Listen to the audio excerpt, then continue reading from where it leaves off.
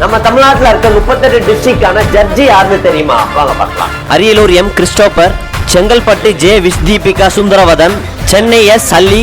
Coimbatore G Vijaya, Cuddalore S Jawahar, Erode P Murugesan, Kallakurichi Mohammed Ali, Kanchipuram Pavu Semmal, Kanniyakumari P Karthikeyan, Karur R Shanmuga Sundaram, Krishnagiri M Sumathi Sai Priya, Namakkal R Gurumoorthy, Nagapattinam A காந்தகுமார்,